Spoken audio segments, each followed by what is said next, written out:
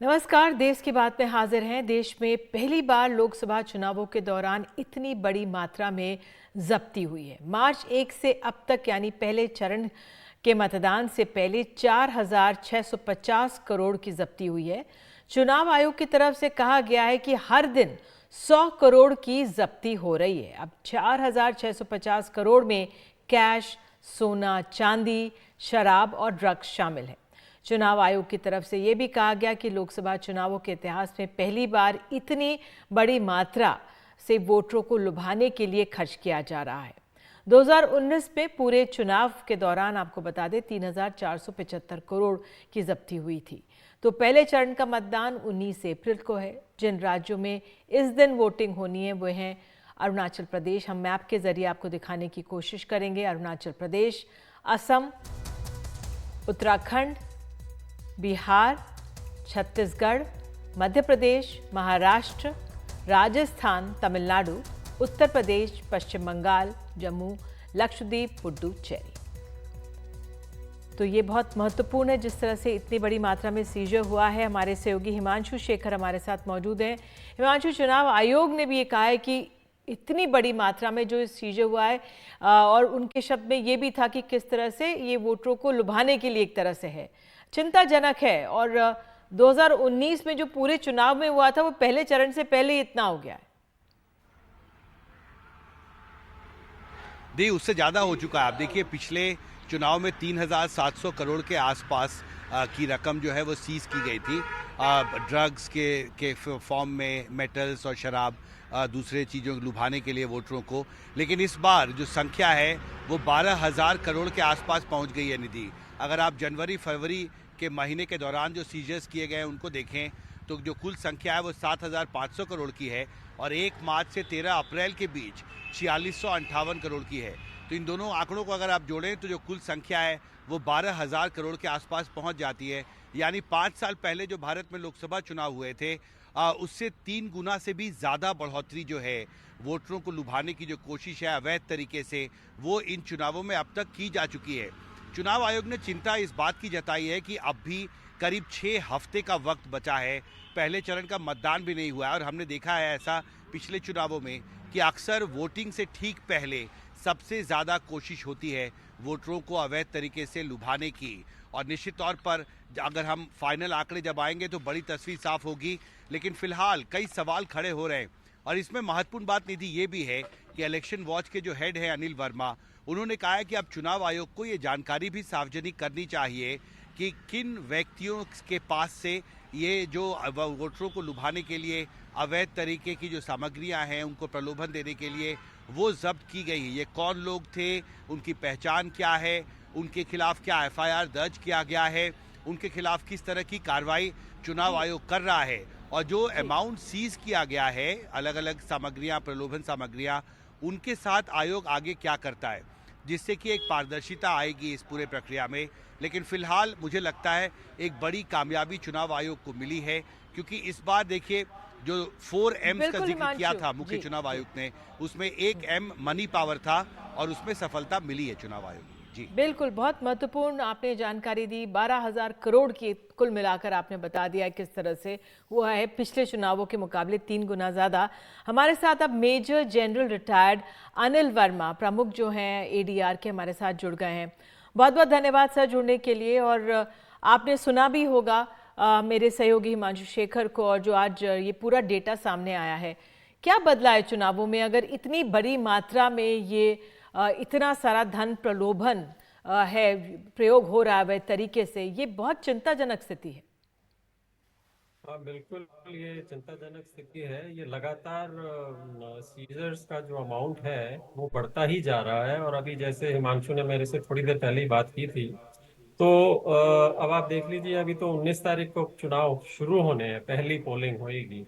उससे पहले ही लगभग 12,000 करोड़ के करीब का सीजर्स हो गया है।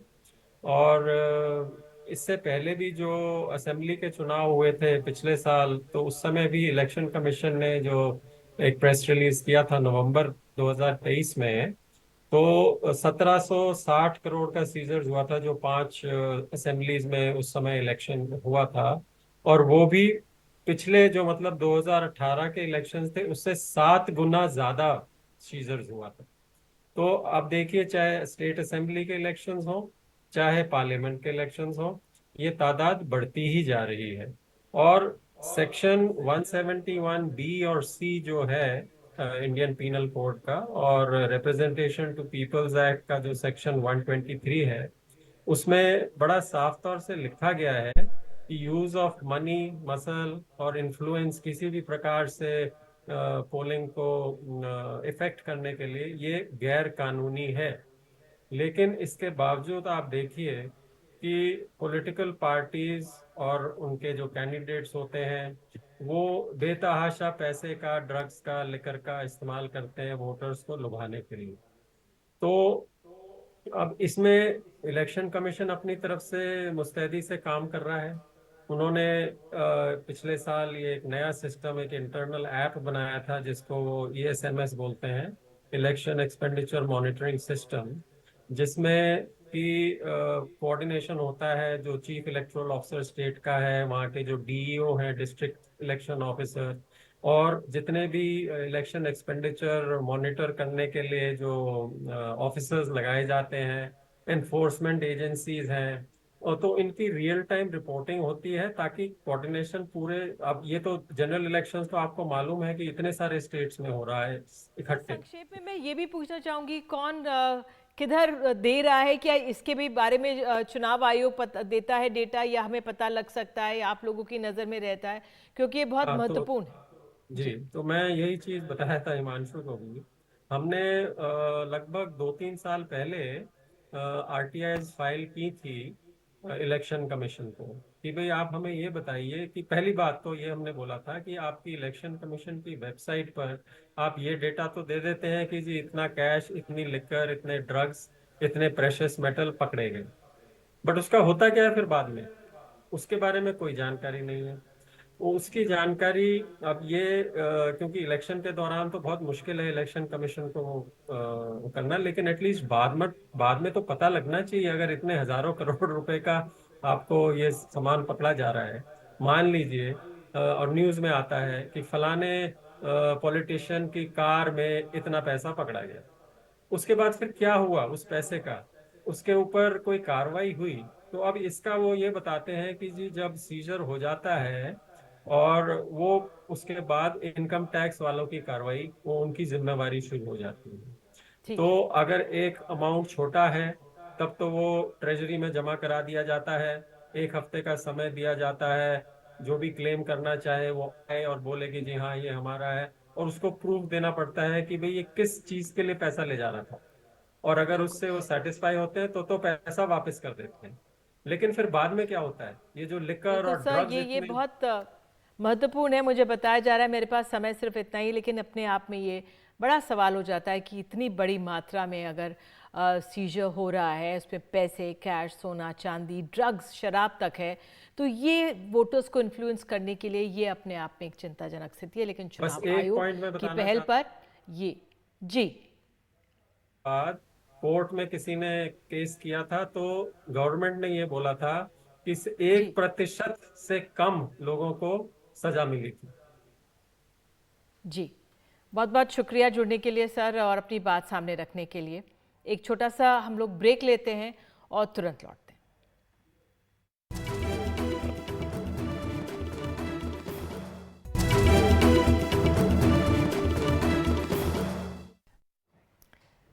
तो चुनावों का के दिन है, बाड़मेर आपको लिए चलते हैं। यहाँ पर एक अलग तूफान का जिक्र हो रहा है, और हर सबकी वहाँ पर जुबान पर एक ही नाम बताया जा रहा है, रविंद्र भाटी का, जो निर्दलीय उम्मीदवार हैं। कांग्रेस बीजेपी दोनों को ही टक्कर दे रहे हैं। तो रेगिस्तान में NDTV के साथ रविंद्र भाटी ने खास मुलाकात की है, उस बातचीत का एक अंश देखिए। बाड़मेर एकदम से हॉट सीट बन गई है। वैसे बीजेपी मोदी मैजिक का भरोसा कर रही है तो दूसरी ओर कांग्रेस जातिगत राजनीति को साध रही है। लेकिन यहाँ पर एक तरह से डेजर्ट स्टॉर्म लेके आए हैं निर्दलीय उम्मीदवार रविंद्र सिंह भाटी। रविंद्र जी वैसे MLA का चुनाव लड़ चुके हैं, युवा नेता हैं, सिर्फ 27 साल की उम्र के हैं, लेकिन उनके आने से ये एकदम से हॉट सीट बन गई है। त्रिकोणीय मुकाबला हो गया है। 22 लाख फॉलोअर्स हैं इनके इंस्टाग्राम पे।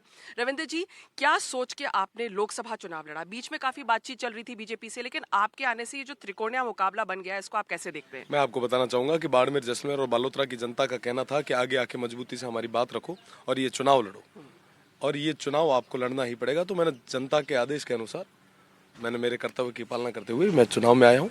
और बाड़मेर, जैसलमेर और बालोतरा, जो कि राजस्थान का सबसे बड़ा लोकसभा क्षेत्र है, भारत का 2nd नंबर जो लोकसभा क्षेत्र है, आज के समय में मूलभूत सुविधाओं के लिए तरस रहा है। वो तमाम चीजें जो एक जगह होनी चाहिए आज हमें नहीं मिल रही। जैसे कि मैंने सुना है पानी, हेल्थ, हॉस्पिटल, हाँ, तो ये एजुकेशन, ये पॉइंट बाय पॉइंट आप संक्षिप्त में मेरे को बताइए। बिल्कुल, मैं आपको बताना चाहूंगा कि सबसे बड़ा इश्यू आज़ादी से लेकर अब तक पानी का है।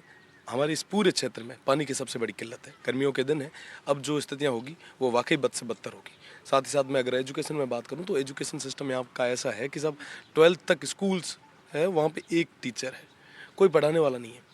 कॉलेजेस की बात ही नहीं करें तो ठीक है, एक बाड़मेर में एक कॉलेज है, उसके अलावा अब जाके कहीं कॉलेजेस खुलने लगी है जिसकी भी बिल्डिंग्स नहीं है। साथ ही साथ अगर मैं हॉस्पिटल्स की बात करूं तो यहाँ के लोगों को 200-200 किलोमीटर तक एक इंजेक्शन के लिए, एक दवाई तक के लिए जाना पड़ रहा है। लेकिन रविंद्र जी, कहीं ना कहीं ये भी सोच रहती कि अगर आप सरकार में रहें, गवर्नेंस में रहें, तो आप कुछ कर सकते हैं। निर्दलीय होकर आप क्या करेंगे? और बीजेपी ने तो बहुत कोशिश की आपको लाने के लिए। मैं आपको बताना चाहूँगा कि इंडिपेंडेंट जो कर सकता है, मुझे लगता है कि वो शायद सरकार के अंदर रह के भी वो आदमी नहीं कर सकते। निर्दलीय पक्ष और विपक्ष के बीच की एक धुरी होती है, और मैं विश्वास के साथ कह सकता हूँ कि जितनी मजबूती से सदन के अंदर निर्दलीय अपनी बात रख सकता है, उतनी मजबूती से पक्ष और विपक्ष के लोग भी नहीं रख सकते। लेकिन जो पूरा आपका एक तरह से क्रेज है ना, ये आपको लगता है कैसे हुआ है? मतलब ये लोग अपने आप आपसे जुड़ रहे हैं या ये सोशल मीडिया का कमाल है? ये लोग एक उम्मीद के साथ जुड़ रहे हैं, एक भरोसे के साथ जुड़ रहे हैं, एक विश्वास के साथ में कि हमारा भाई हमारे लिए कुछ करेगा, इस विश्वास के साथ में जुड़ रहे हैं। जी। आपके पिताजी एक गवर्नमेंट स्कूल टीचर थे, तो क्या आप कहेंगे कि जो बहुत हम्बल बैकग्राउंड था आपका, वो कहीं ना कहीं उसको आपको प्रेरणा मिली कुछ करने के लिए, या हमेशा दिल में जज्बा था? मुझे इस क्षेत्र के लिए कुछ करना है, जहाँ पे मैं जाया जन्मा हूँ। मैं अगर इस क्षेत्र के लिए कहीं पे भी काम आ पाऊँ तो मैं खुद को सौभाग्यशाली महसूस करूँगा। मेरे पिताजी अध्यापक हैं, आज भी हैं, और साधारण परिवार से आता हूँ। इन तमाम साथियों की बदौलत मैं आज यहाँ तक पहुँचा हूँ, और मैं विश्वास के साथ कह सकता हूँ आने वाले समय में इनके लिए जी जान लगाऊंगा और काम करूँगा। अच्छा, लोग बहुत, ये आपके जो आलोचक हैं वो ये भी कह लें कि 22 लाख फॉलोअर्स हैं सोशल मीडिया पे, और कहीं ना कहीं जो फंडिंग है वो कहाँ से आ रही है? बिल्कुल, कल परसों से कई सारी बातें चल रही थी। मैंने उन्हें कहा कि आपके पास कई सारी एजेंसीज है, आप एजेंसी से पता करवा लीजिए। अगर एजेंसी से भी नहीं हो तो आप ऐसा कीजिए, हमारे यहाँ पे एक सिस्टम होता है कि मंदिर के अंदर जोत हाथ में ली जाती है। मैं जोत हाथ में लेने के लिए तैयार हूँ, अगर आप ले सको तो आप ले लें। यानी कि अग्नि परीक्षा के लिए तैयार है। लेकिन ये जो चुनाव है कोई अग्नि परीक्षा से कम नहीं है, क्योंकि ज़्यादातर जो है निर्दलीय राजस्थान की राजनीति में बहुत कम जीता है, और जसवंत सिंह जी भी जो यहाँ पर लड़े थे वो 2nd नंबर पे थे। तो निर्दलीय का चुनाव ज़्यादा कठिन होता है। मुझे लगता है कि इस बार बाड़मेर, जैसलमेर और बालोतरा की जनता ने तय कर लिया है कि इस चुनाव को हम मजबूती के साथ में लड़ेंगे और जीतेंगे। आज के समय में हर आदमी रविंद्र बन के मेहनत कर रहा है। आप देखेंगे कि चारों तरफ सब लोग खुद से मेहनत कर रहे हैं, खुद ही अपना काम कर रहे हैं। रविंद्र एक चेहरा है। ये चुनाव बाड़मेर, जैसलमेर और बालोतरा की जनता चुनाव लड़ रही है। एक लास्ट, आप राजस्थानी भाषा को लेकर भी काफ़ी इंटरेस्टेड रहते हैं। इन्होंने राजस्थानी भाषा में भी शायद शपथ ली थी, और BA LLB किया है आपने। कुछ राजस्थानी में कहावत बताइए इस चुनाव के लिए। राजस्थानी रमीना साहब घणी कहावत हैं, पर हूँ एक ही जो मारू स्लोगन भी है, इं सब भाइया ना राजी घूड़ा देखा, इं ना जब आंखा मीना चमक देखा, जब मैंने लागे कि हूँ इन हमेशा कहा करें कि लांठो रहा करो, लांठा एकदम मजबूत। तो ऐसा सारा भाई जो लांठा है, जिकर बदौलत रविंद्र लांठो है, और मजबूती रे बेड़ा आने वाले 4 तारीख में चुनाव जीत। तो बहुत अच्छे अंदाज में, उन्हें राजस्थानी अंदाज में बताया कि कैसे चुनाव लड़ना चाहिए। मतलब लाठा मीन्स एकदम मजबूत रह के लड़ना चाहिए उनको चुनाव, और मजबूती से लड़ रहे हैं चुनाव। हमारे से बात करने के लिए बहुत बहुत शुक्रिया।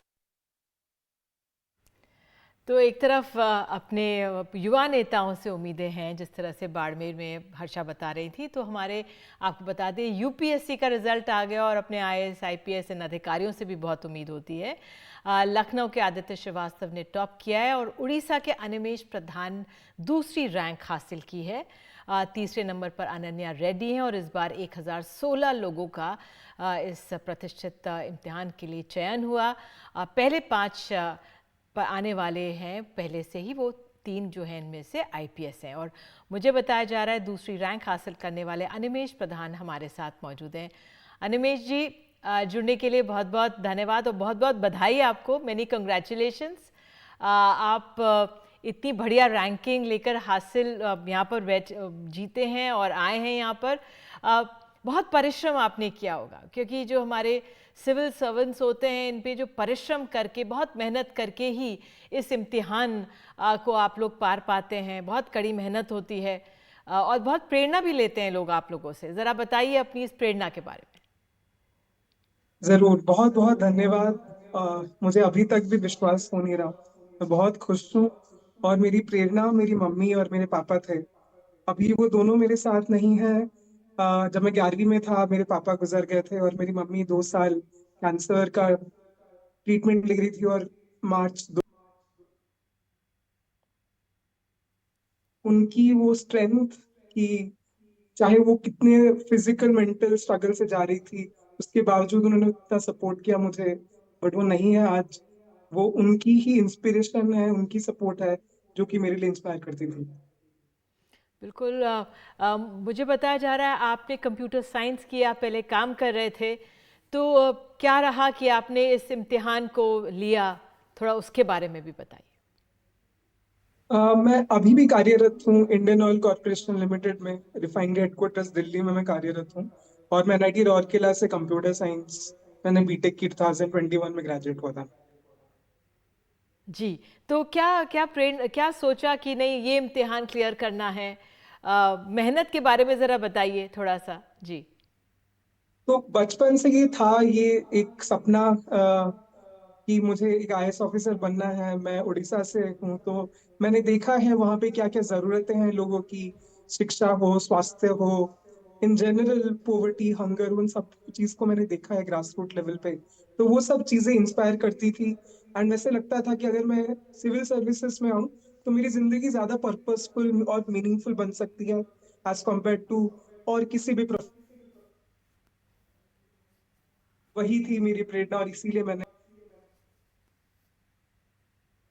जी, आपकी आवाज़ चली गई थी। ये भी जानना चाह रहे थे अनिमेश की कौन से एरियाज़ हैं, क्योंकि आपने कहा उड़ीसा में आपने ज़मीनी हालात देखे, कौन से एरियाज़ हैं जहाँ पर अगर आपको समय मिला तो आप फोकस कर पाएंगे? कोई ऐसा क्षेत्र है?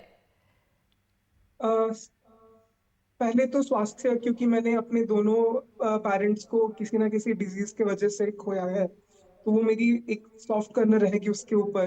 बट उसके अलावा मैं चाहता हूँ कि पोवर्टी, एजुकेशन, वुमेन एम्पावरमेंट, वो सब कुछ चीजें हो जो कि और बेहतर हो सके, नॉट जस्ट सिर्फ उड़ीसा में पर पूरी देश में। मैं चाहता हूँ कि देशवासी ज्यादा खुश हो, सोशियो इकोनॉमिक डेवलपमेंट और ऑलराउंड हो। ऐसे नहीं तरह से बिल्कुल मैं चाहता हूँ देश का जी, उन्नति। बिल्कुल देश का उन्नति हो, यही आपका लक्ष्य रहेगा। स्वास्थ्य सेवाएं बेहतर होंगी। बहुत बहुत धन्यवाद अनिमेश जुड़ने के लिए और एक बार फिर से बधाई इस जीत के लिए। बहुत बहुत धन्यवाद आपका जुड़ने के लिए। एक छोटा सा ब्रेक ले रहे हैं देश की बात में, तुरंत लौटेंगे।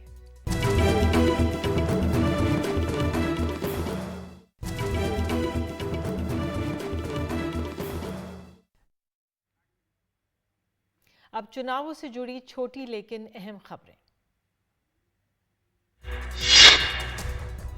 धाराशिव में प्रचार के दौरान शिवसेना UBT के विधायक कैलाश पाटिल गर्मी की वजह से चक्कर खाकर गिर गए। धाराशिव में आज तापमान 38 डिग्री दर्ज किया गया। उत्तर प्रदेश में डिंपल यादव ने कहा है कि इस बार देश के लोग बीजेपी को हराने के लिए तैयार हैं। मैनपुरी सीट से समाजवादी पार्टी की तरफ से पर्चा भरने के बाद डिंपल यादव ने कहा कि सरकार युवाओं को नौकरी, रोजगार नहीं दे पा रही है।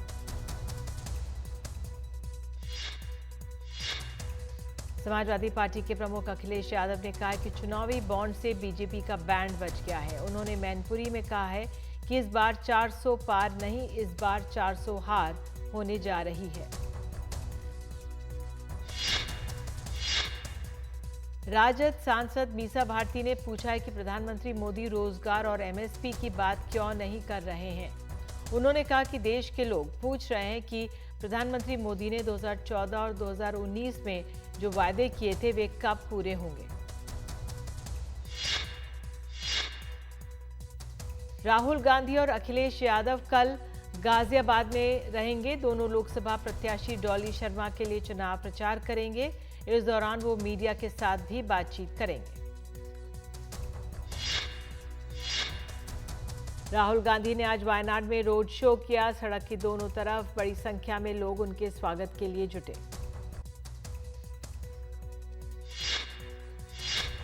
उधर प्रियंका गांधी आज उत्तर पूर्व भारत में थी। उन्होंने त्रिपुरा से रोड शो किया।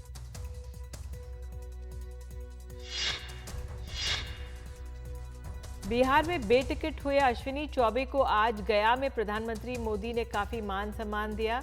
प्रधानमंत्री मोदी ने मंच पर पशुपति पारस को हटाकर बगल की कुर्सी पर उनको बिठाया और पीठ थपथपाई। प्रधानमंत्री नरेंद्र मोदी 19 अप्रैल को अमरोहा में एक सभा को संबोधित करेंगे। 19 अप्रैल को दमोह और वर्धा में भी उनकी जनसभाएं होंगी।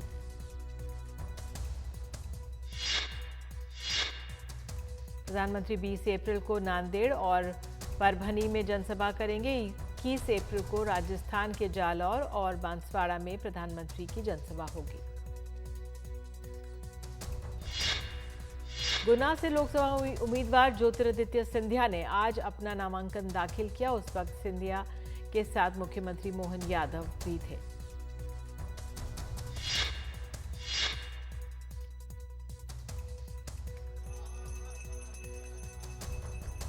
गुना से बीजेपी उम्मीदवार ज्योतिरादित्य सिंधिया ने नामांकन दाखिल करने से पहले हनुमान मंदिर में भी पूजा अर्चना की। लोक जनशक्ति पार्टी रामविलास के प्रमुख चिराग पासवान ने कहा है कि बिहार में 40 की 40 लोकसभा सीटें हम जीतेंगे। उन्होंने पटना में कहा कि प्रधानमंत्री मोदी को बिहार के लोग बहुत चाहते हैं। योगी आदित्यनाथ के हमशक्ल बताए जा रहे जगदीश रावत ने मंगलवार को उत्तराखंड में बीजेपी के लिए चुनाव प्रचार किया। जगदीश रावत कपड़े भी योगी की तरह ही पहनते हैं। बीजेपी ने लोकसभा के लिए 7 उम्मीदवारों की एक लिस्ट जारी की है। इनमें 3 नाम पंजाब और 2 नाम उत्तर प्रदेश के हैं। एक नाम महाराष्ट्र और बंगाल के लिए है। केंद्रीय गृह मंत्री अमित शाह ने कहा है कि धारा 370 समाप्त हो गई। बाकी देश की तरह जम्मू कश्मीर में भी पूरी आन बान और शान के साथ हमारा तिरंगा गगन को छू रहा है। रॉबर्ट वाड्रा ने कहा है कि पूरे देश से पुकार आ रही है कि वो सक्रिय राजनीति में आए। उन्होंने कहा है कि अगर कांग्रेस को लगेगा कि वो कुछ फर्क ला सकते हैं तो वो आएंगे। गढ़चिरौली में लोकसभा चुनावों के लिए मतदान दल नक्सल पीड़ित इलाकों के लिए हेलीकॉप्टर से रवाना हो रहे हैं।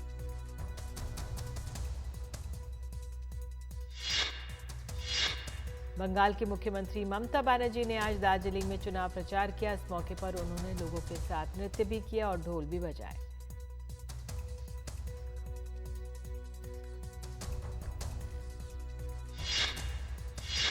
बरेली में चुनाव सामग्री से जुड़ा कारोबार इस बार कुछ ठंडा है। ज्यादातर सामग्री बाहर से आने की वजह से इस बार यहां के छापाखानों के पास काम की कमी है। बरेली की एक और बड़ी प्रेस के प्रबंधक का कहना है कि इस बार जो काम आया है वो हर बार के 10% के आसपास ही होगा। मध्य प्रदेश के पन्ना में 107 साल की महिला ने गुड्डाबाई राजपूत के घर से उन्होंने वोट डाला। गुड्डाबाई के साथ 85 साल से ज्यादा उम्र के बाकी पात्र मतदाताओं ने मतदान केंद्रों में जाए बिना वोटिंग की। चुनाव आयोग ने बुजुर्गों और विकलांगों समेत कई श्रेणी के वोटरों के लिए घर से वोट डालने की सुविधा दी है। इस बार तंजावुर की लोकसभा सीट से डीएमके उम्मीदवार मुरासोली ने मंगलवार को यानी आज चुनाव प्रचार के दौरान योग किया। 46 साल के मुरासोली पहली बार लोकसभा चुनाव लड़ रहे हैं।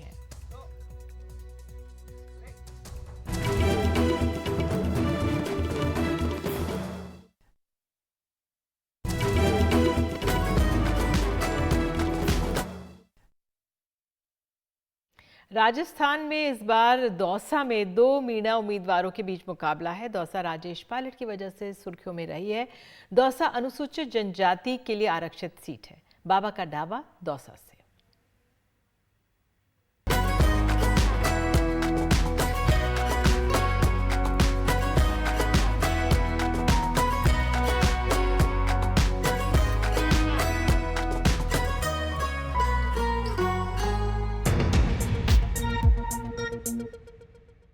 बाबा का ढाबा आ पहुंचा है दौसा, और मैं एक ऐसी दुकान पे हूं जिसके बारे में कोई नेम प्लेट नहीं है, कोई इसका कोई प्रचार नहीं है, लेकिन लोग सुबह सुबह आते हैं यहाँ पर। आपकी दुकान कब से है? सर ये तो मेरे पिताजी करते थे पहले से ही, करीब 50 साल पुरानी दुकान है। 50 साल जी। तो दौसा में सुबह सुबह समोसा खाने का रिवाज है। हाँ, सुबह सुबह आते हैं। लोग पूरी सब्जी खाते हैं, लेकिन यहाँ पे समोसा खाते हैं। समोसे जाना। आपने कोई बैनर पोस्टर कुछ वो नहीं लगा रखा है? कोई कुछ नहीं, बिना अब ये तो आ जाते हैं पहले से ही है, वो तो चली आ रही है। जी। हाँ जो कोई दुकान का नाम भी नहीं है, नाम तो क्या बोर्ड भी नहीं है? नहीं, वो तो ऐसे ही आ जाते हैं, सब जानते हैं, लोकल हैं सब। हाँ, सब जानते हैं, लोकल। कितना समोसा बनाते हैं दिन भर में? अब साहब कर लेते हैं, टाइम पास कर लेते हैं, टाइम पास हो जाता है अपना। बताए कि नहीं, मुझे मालूम है। ये बताइए यहाँ के समोसा की खासियत क्या है? सबसे बड़ी चीज़ है कि शुद्ध मसाले, हाथ से कुटे हुए मसाले के समोसे बनते हैं। इनमें किसी भी तरह का कोई ज़्यादा मतलब जो मार्केट में आजकल केमिकल का मिश्रण है, उस तरह का कोई मिश्रण नहीं है। और तकरीबन 40 से 45 साल। समोसा तो दो पहले। कैसा है सुबह सुबह समोसा खाने का रिवाज? मुझे ये बताइए, सुबह सुबह समोसा खाने का रिवाज कहाँ से है? लोग पूरी सब्जी खाते हैं। देखिए एक्चुअली क्या है कि हम लोग पहले तो राजस्थानी हैं, और राजस्थानी में गर्मा गर्म खाने का शौक, चाहे गर्मी हो चाहे सर्दी हो। पहला चटपटा खाने का, अब इनमें दोनों चीज़ें हैं, गर्म है चटपटा है। आप खा रहे हैं, आपको पता है किस तरह का स्वाद लगा आपको। समोसे बहुत खाए होंगे आपने भी, डोसा में समोसा खा रहे हैं, कुछ फ़र्क लग रहा है आपको? बढ़िया लगा ना। बस यही चीज़ है इसकी जो खासियत यही है। ये तो बंटी का समोसा हो गया। अब ये तो समोसा की बात हो गई। अब ये बताइए कि दौसा की राजनीति में क्या हो रहा है? दो मीनाओं की लड़ाई है। हाँ जी। आप बताइए, एक कन्हैया और एक मुरारी, किसकी मुरली बजेगी? हाँ जी, दौसा में सबसे बड़ा सवाल यही है कि मुरली आखिर बजेगी किसकी, कन्हैया की या मुरारी की? कांग्रेस से कन्हैया भी और बीजेपी से कन्हैया और कांग्रेस से मुरारी लाल, दोनों अपनी अपनी मुरली बजाने के लिए तैयार है। और दोनों का आप एक फैक्ट जानिए, गुर्जर समाज के जो एक नेतृत्व करते हैं सचिन पायलट, उनका यहाँ बोलबाला है। मीणा समाज का नेतृत्व करते हैं किरोड़ी लाल मीणा, उनका भी यहाँ बोलबाला है। दोनों की प्रतिष्ठा यहाँ दाव पे लगी हुई है। और चूंकि Dausa Lok Sabha seat hot seat होती जा रही है, इसलिए मानो कि बहुत 25 की 25 सीटें जीतने के लिए राजस्थान में बीजेपी को काफ़ी मशक्कत करनी है।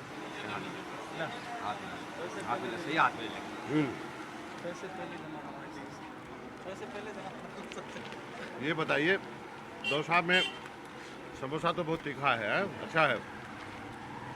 राजनीति कैसी चल रही है यहाँ पे? दो मीनाओं की लड़ाई है, कन्हैया और मुरारी।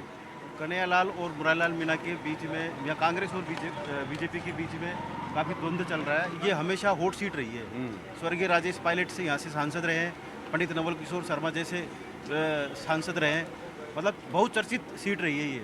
लेकिन एसटी की ये सामान्य सीट थी पहले तो, अब ये पिछले परिसीमन हुआ और उसमें एसटी सीट आ गई है। अब यहाँ एसटी और का तो मतों का तो विभाजन हो जाता है, लेकिन जो यहाँ मुख्य रूप से निर्णायक ओबीसी और जनरल कास्ट रहती है। अब वो किसके साथ जाते हैं, किसके साथ किसका पल्ला भारी होता है, ये तो अभी समय बताएगा। तो पूरी राजस्थान का केंद्र बिंदु रहा है दौसा। अच्छा, मुख्य रूप से, इसलिए ये हमेशा शुरू से चर्चित और हॉट सीट रही है यहाँ। बहुत अच्छी बात है। समोसा खा के बताइए तो जरा सा। अब आप बताइए, क्यों हॉट सीट हो गई है? हॉट सीट तो दौसा तो बहुत बड़ा नाम है इंडिया के अंदर। तो क्या बदलना चाहेंगे? या हमारे आप सांसद से क्या कहेंगे कि सांसद जी ये काम कर दो मेरा? यहाँ तो पानी की कमी अब पूरी हो जाएगी।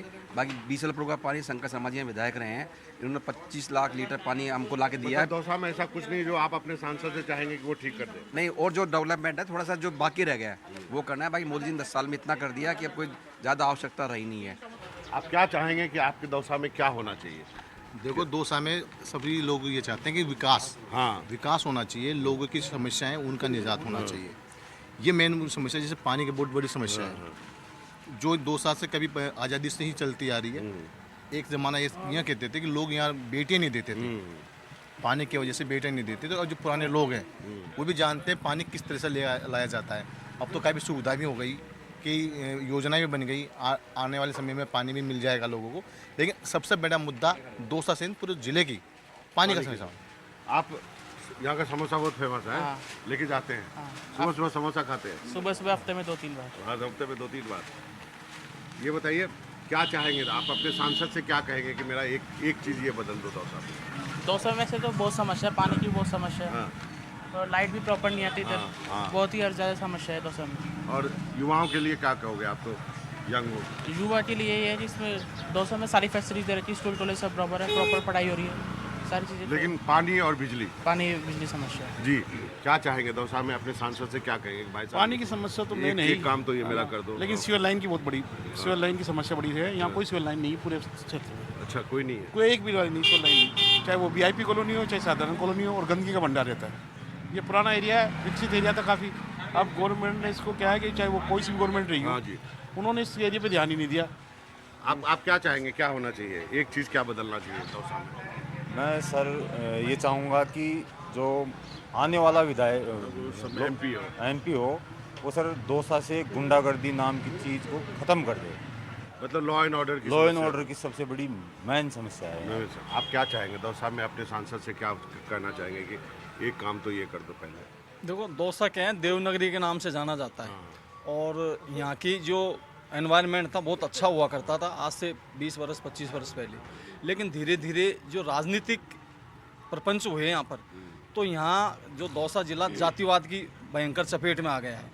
उसकी वजह से यहाँ का पूरा जो विकास जो होना चाहिए वो बिल्कुल ही बैक फुट पर चला गया। यहाँ एक जिला हेडक्वार्टर होने के बावजूद भी यहाँ वो फैसिलिटीज़, वो सुविधाएं, चाहे एजुकेशन में देख लो, चाहे मेडिकल में देख लो, चाहे सड़क व्यवस्था और जो भी मूलभूत जो आवश्यकताएं व्यक्ति को होती है, वो इसलिए नहीं हो पाई कि यहाँ मजबूत इच्छा शक्ति वाला कोई भी जनप्रतिनिधि जीत नहीं सका। चुनाव जीतना एक अलग बात है, लेकिन किसी भी राजनेता में मजबूत इच्छा शक्ति इस बात की नहीं रही कि मैं मेरे क्षेत्र का वाजिब विकास करूं। समोसा लेके जा रहे हैं? बिल्कुल भाई। है क्या खासियत है इस समोसे में? खासियत अच्छी है, यहाँ पे वैरायटी है। दूसरा बिल्कुल नॉर्मल मसाला है। मुझे ये बताइए दौसा में सबसे बड़ी समस्या क्या है? सबसे बड़ी समस्या पानी की है। यहाँ कोई राजनेता ढंग का है नहीं, और यहाँ समस्या ये है, यहाँ पे कोई विकास के नाम पे भी कुछ नहीं। जयपुर नजदीक है, सारे लोग हर काम के लिए जयपुर ही जाते हैं, कोई दौसा में नहीं जाता। कोई नहीं रहता है। नहीं। हम ये जानना चाहते हैं ये फेमस क्यों है? स्वादिष्ट बनाता है इसलिए फेमस है। हाँ, आइए। पुराने जो शहर की तहजीब है ना, वो है इसमें। अच्छा, क्या तहजीब है तहजीब है बताइए? कि ये जो जगह है वो राजनीति का सबसे बड़ा अखाड़ा है। हाँ। सन 1952 से राजनीति शुरू होती थी। ये गांधी चौक है। अच्छा। और सर ये लो यहाँ आप खाइए ना। चाहे बात जयपुर दरबार की हो, चाहे गुजर नेता की हो, चाहे मीणा नेता की हो, राजनीति यहीं से शुरू हुई है। दो मीनाओं की लड़ाई है, एक कन्हैया और एक मुरारी, तो किसकी बांसुरी बजेगी 4 तारीख को? ये तो जनता ही बताएगी किसकी बांसुरी बजेगी। लेकिन जहाँ तक कैंपिंग की बात है, प्रचार प्रसार की बात है, तो बीजेपी का जो नेतृत्व है अनुशासित पार्टी मानी जाती है, लेकिन दौसा में वो अनुशासन दिखाई नहीं दे रहा है। जबकि इस मामले में कांग्रेस काफ़ी आगे है। सचिन पायलट का क्या फ्यूचर देख रहे हैं आप? सचिन पायलट बेसिकली एक युवा नेता है, युवाओं में उनकी डिमांड है, नो डाउट। लेकिन जिस तरीके से राजनीतिक हाशिए पर नहीं लाया जा रहा है, जैसे मुरारी लाल जी को टिकट दिया, तो लोग ये मानते हैं कि साहब ये सचिन पायलट का टिकट, कांग्रेस का टिकट क्यों नहीं है? अच्छा, मुझे ये बताइए दौसा में क्या चाहेंगे कि आपका सांसद क्या करे? एक काम, पहला काम। दौसा में रोजगार के अवसर नहीं है, रोजगार के अवसर नहीं है, खेती नहीं है, ये सब के पीछे कारण है पानी नहीं है। पानी होता तो उस सब के पीछे ये है। बैठिए साहब। अब आप बताइए समोसा के बारे में पहले बताइए। देखिए बंटी का पहले समोसा खा के बताइए। बिल्कुल, बंटी का समोसा हम डेली खाते हैं और यहाँ पर आते हैं। बहुत ही अच्छा समोसा है। अच्छा, अभी आप ये बताइए तो समोसा का जायका हो गया, राजनीति का जायका कैसा चल रहा है? देखिए राजनीति का जायका, मैं किसी पार्टी के बारे में वो नहीं जानता, मुझे आप बताइए, जनरल बताइए कैसे दो मीनाओं की जनरली लड़ाई बात है। बता रहा हूँ। एक का नाम कन्हैया है, एक का नाम मुरारी है। ठीक है, दोनों कृष्ण हैं। देखो ईमानदार मुरारी कन्हैया दोनों कृष्ण के रूप है, लेकिन यहाँ पर जो मेन मुद्दा आ रहा है, जो ऑलरेडी यहाँ पे विधायक रहे हैं मुरारी लाल मीणा, वो एक ईमानदार छवि के व्यक्ति है। उनको प्रत्येक व्यक्ति घर वाइज जानता है किस तरह के व्यक्तित्व के धनी हैं।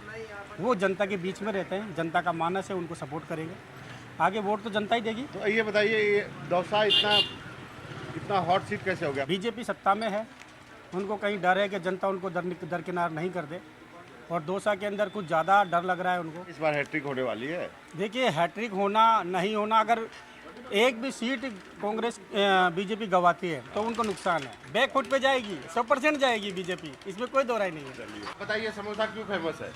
अरे साहब, सुबह सुबह का ये हमारा प्यारा भोजन है, जिससे हमारा पेट भी बड़ा, और शुद्ध ताज़ा समोसे बंटी भाई को। हाँ। आप क्या चाहेंगे दौसा में क्या होना चाहिए? अपने सांसद को क्या कहेंगे भाई पहला काम ये कर दो जो मेरा? भी सांसद बने हमारे दौसा के मूलभूत समस्या है, पानी की समस्या, उसका समाधान करे। और जो भी हमारे ट्रैफिक की, हमारे क्या ना सीवरेज की समस्या है, ये जो हमारे बरसों से जब से जिला बना है जब से ये समस्याएं हैं, लेकिन कई सांसद एमएलए एमपी बनते हैं, बाकी सब भूलते हैं। नोट वोट सब कुछ बंटते हैं, सब कुछ होता है, लेकिन बाकी जनता को तो कोई रिलीफ मिलता नहीं। सुबह सुबह समोसा खाने का रिवाज है यहाँ है? लोग पूरी सब्जी खाते हैं, यहाँ के लोग समोसा खाते हैं, क्यों? आनंद आता है सबको समोसा खा के। और ये फेमस है? फेमस है। अब ये बताइए कि आप दौसा में क्या चाहेंगे? अपने सांसद को क्या कहेंगे कि ये काम सबसे पहले होना सारी दौसा की एक ही मांग है कि चंबल का पानी जो मोदी जी ने स्वीकृत किया है 45,000 करोड़ में, वो जल्दी से जल्दी काम शुरू हो रहा है। पानी की बहुत किल्लत, पानी की सबसे ज़्यादा रोजगार की किल्लत है, उद्योग धंधे लगे, कोई इंडस्ट्रीज लगे बड़ी। माशाल्लाह आप भीड़ देख सकते हैं। तो इस बंटी के समोसे के दुकान से, दौसा से कुछ राजनीतिक चर्चा करी लोगों के साथ, कुछ समोसे का जायका भी लिया। तो बाबा के ढाबा में आज मनोरंजन भारती को इजाज़त दीजिए। कैमरामैन अशोक महाले के साथ मनोरंजन भारती, NDTV इंडिया के लिए।